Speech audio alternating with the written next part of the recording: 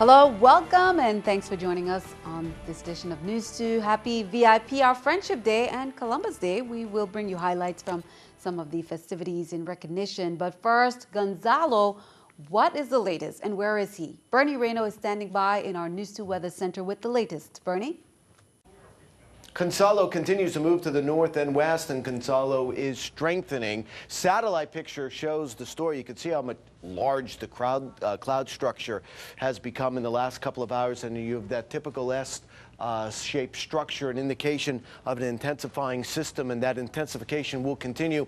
Gonzalo will make its closest approach to us within 50 to 60 miles a little after midnight tonight, then pull away to the north and to the northwest during the day tomorrow. Just want to go over the warnings. We're under a tropical storm warning.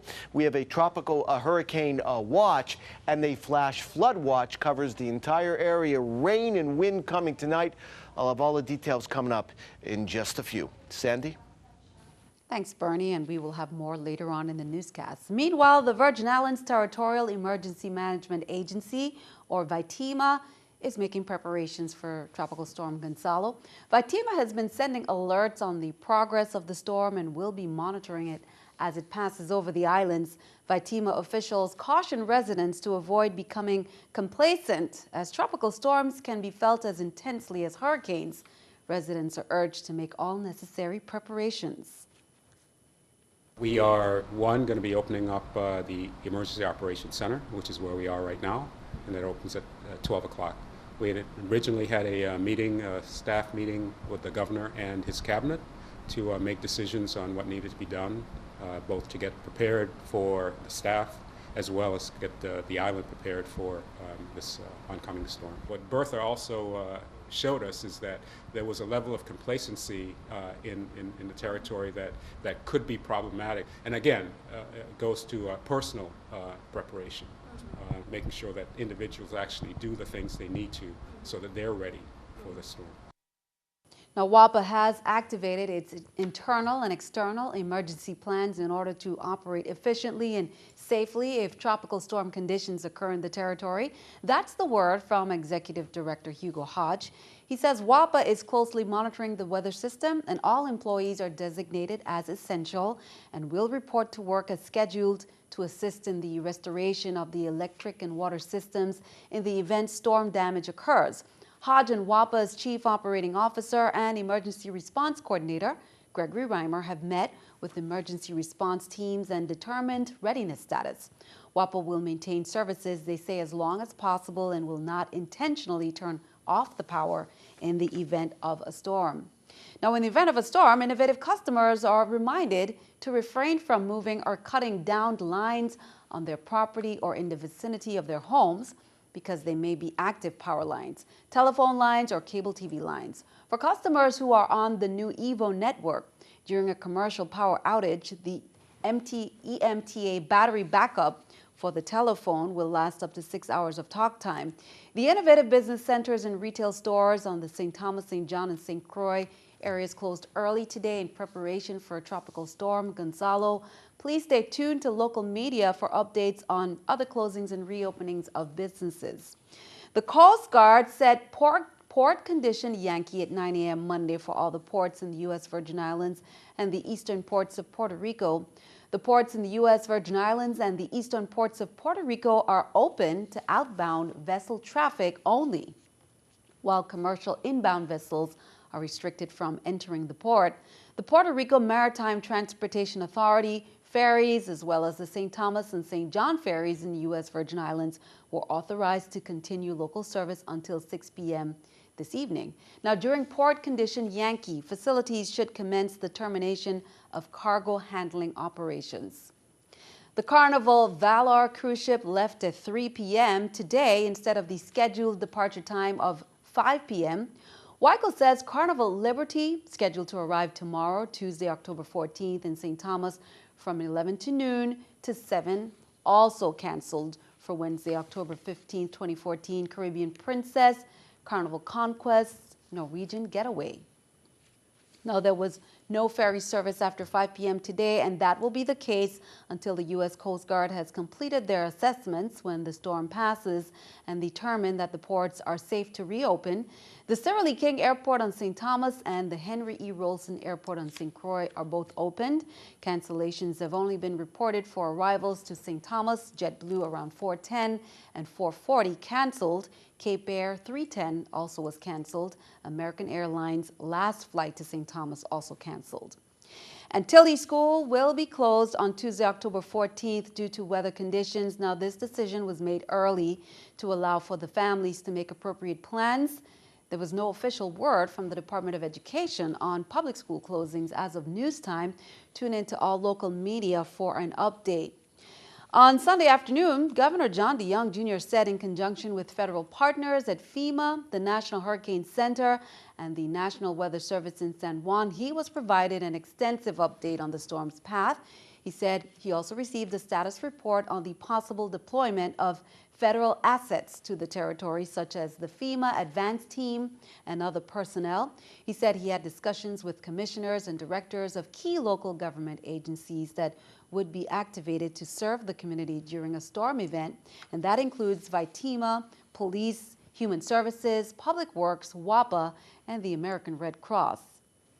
Several historic sites and parks on St. Croix are closed as the tropical storm closes in on the Virgin Islands. The National Park Service advises against any activities in the Salt River Bay National Historical Park and Ecological Preserve until Wednesday. The Christiansted National Historic Site is closed to the public until further notice, and the public is advised to cease travel to the Buck Island Reef National Monument. Recreational activities and park areas can resume, they say, once the storm has cleared the Virgin Islands. Now be sure to mark this on your calendar. VITEMA is inviting the VI community to join the 2014 Great USVI Shakeout Earthquake 1-minute drill at 10:16 a.m. on October 16th by practicing 3 basic steps: drop, cover, and hold. The Great USVI Shakeout is part of the world's largest earthquake drill, and it's being organized in more than 40 U.S. states and several countries. Visit to register. Then at 10:16 a.m. on Thursday, drop, cover under a sturdy piece of furniture, and hold for 30 seconds. Businesses, government agencies, neighborhoods, households, and especially schools are encouraged to register and participate. Also, VITEMA wants you to know that Virgin Islanders will have the opportunity to learn about tsunami preparedness in November in conjunction with the NOAA's Caribbean Tsunami Warning Program. The program consists of 2 workshops intended to raise awareness in high-risk coastal communities. The first workshop will be held November 18th on St. Thomas from 8:30 a.m. to 3 p.m. at the University of the Virgin Islands Administration and Conference Center. The second will be held on November 19th on St. Croix from 8:30 a.m. to 3 p.m. at the UVI Great Hall. Well, meanwhile, turning our attention overseas, the nurse who helped treat Ebola patient Thomas Duncan is being treated herself in an isolation unit at Texas Health Presbyterian Hospital. She developed a fever over the weekend and tested positive for the Ebola virus. It's troubling to officials because she was equipped with gear as prescribed by the CDC. The CDC said it will now re-evaluate protocols for using protective gear, limit the number of healthcare workers who have contact with Ebola patients, and determine how many other people will need to be monitored for possible exposure. In keeping our eye on the economy, hackers say they gained access to private Snapchat photos and are threatening to make them public. The social media service is based in Venice and is very popular with teenagers. Snapchat says third-party apps used to transfer photos may be to blame. Here's a look at the New York Stock Exchange with our stock market watch. The Dow, Nasdaq, S&P all down. The Dow 223, Nasdaq 62, S&P 31. Well, coming up on News 2, more on the weather as Bernie continues to track the tropic. Plus, it's VIPR Friendship and Hispanic Heritage Month. Highlights from events held over the weekend in commemoration.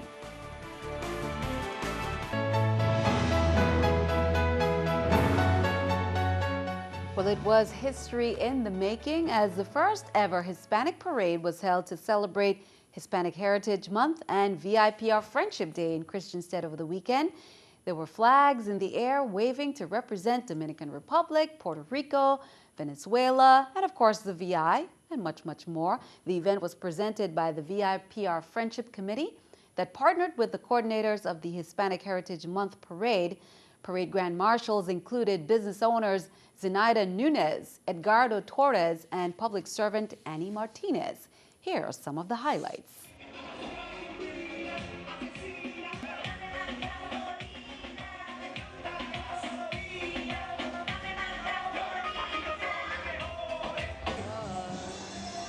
Happy Hispanic Parade, everybody!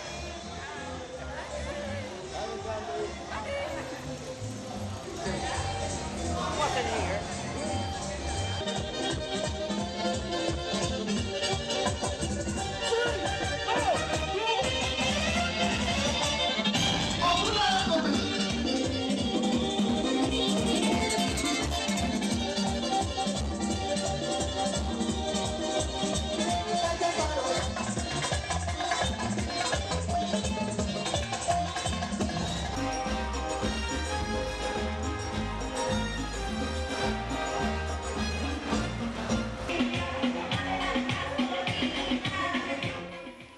Also in celebration of Virgin Islands Puerto Rico Friendship Day and Hispanic Heritage Month, the legislature held a colorful cultural event at the St. Thomas Legislature grounds on Sunday. There were cultural performances, dancing, singing, and live entertainment by renowned musicians.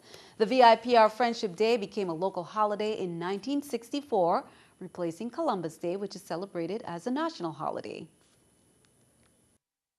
Thought that we would do it again this year, and we'll continue to do it every year because I think this is an opportunity for the peoples, plural, of the Virgin Islands to get together, and that includes not just people of Hispanic heritage and West Indian Virgin Islands heritage, but peoples of all the entire Caribbean. Well, the general election is less than a month away, and early voting is supposed to start in less than a week. The Virgin Islands election system and the elections boards have been making preparations, but how are they faring in making sure the election is friendly to Spanish-speaking voters? News2's April Knight has details. The general election is only weeks away, and one of the things that election officials need to make sure of is a voting process that's manageable by the territory's Spanish-speaking population. I know there's a lot of concern about the languages. As per law, we're supposed to have the ballot in English and Spanish. So the ballot information is in Spanish, and we make sure we try to use Spanish that's across the board for all the Hispanics that we have in the community. The ballots contain the same information in English and in Spanish, from instructions to government positions to party affiliation to even the referendum questions. According to the election system, the DS-200 tabulating machines also offer instructions in Spanish. When we first got them, I went through them and I realized that the Spanish they were using was not the regular Spanish that we understand here in the Virgin Islands. We changed it to accommodate our language that we understand. One major error by voters during the primaries was not darkening the target or the oval next to the candidate's name. It's very important during this election that you've darkened all the applicable ovals by the candidate name or the writing line. The Virgin Islands election system does not classify registered voters according to language, but if it's any indication, more than 14,000 VI residents of voting age speak Spanish or Spanish Creole, according to the latest census. But however many Spanish-speaking voters go to the polls in November, the election system and the board say they're ready. Espero que todos los hispanos, los latinos, salgan a votar el día de elecciones noviembre 4 o en las 14 días que le vamos a dar para que puedan votar. Reporting for News 2, I'm April Knight. In other election news, just in time for the general elections, the Disability Rights Center of the Virgin Islands is releasing its report on how accessible the territory's polling places are. The U.S. Virgin Islands Polling Place Accessibility Survey gives a description of the territory's 28 polling places and how they measure up to standards of access for voters with disabilities. The report's contents will be discussed at a press conference that was scheduled for Tuesday, October 14th at the Office of Disability Rights Center in Frederiksted, but that has been postponed. Count on 2 to keep you updated. You can call 772-1200 for more information. Be sure to stick around. Your News 2 AccuWeather forecast is coming up next.